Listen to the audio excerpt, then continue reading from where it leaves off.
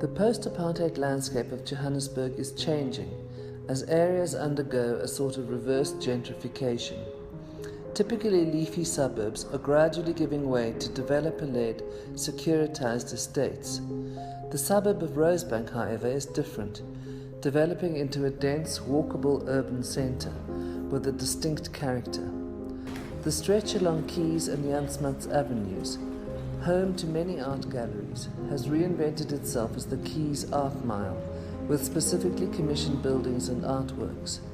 Having acquired a site on the Art Mile, a law firm approached us to design their own boutique offices, different from the standard commercial space they had previously occupied.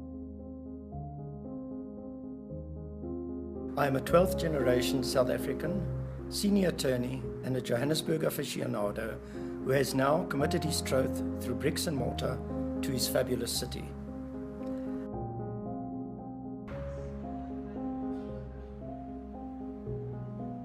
I sourced an architect who had to interpret a brief which in my lay view was bold yet ethereal. My building had to interpret the cosmopolitan sophistication and raw energy of Johannesburg.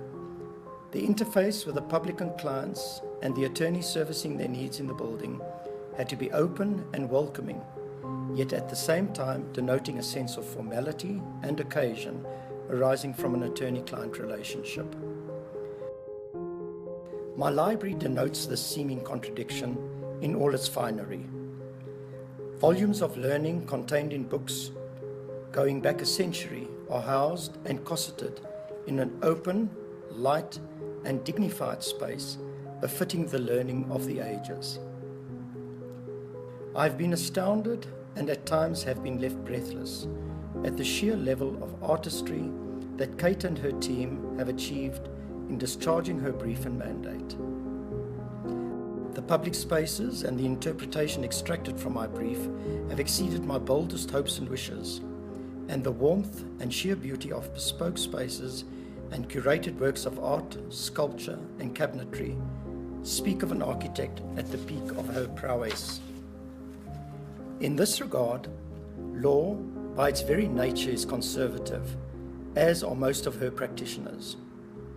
At the outset, Kate challenged my conservative views and succeeded in overwhelming my prejudices by incorporating, through architectural wizardry, a synergy between the very best of old traditions and the light and boldness of a more modern and cosmopolitan bias.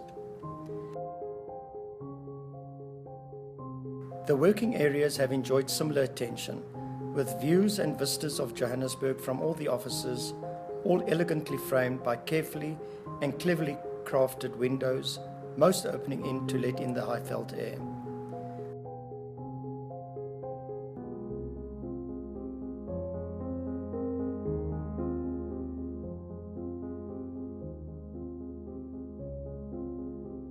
From behind my desk, I can experience the glory and joy of a Johannesburg sunrise, the rays picking up the golden light of the Highveld grasses on the planted terraces.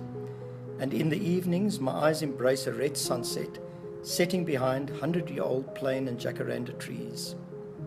The incorporation of nature into a bespoke and exquisitely curated office feels at unguarded moments like a sensory assault, and quite frankly unreal.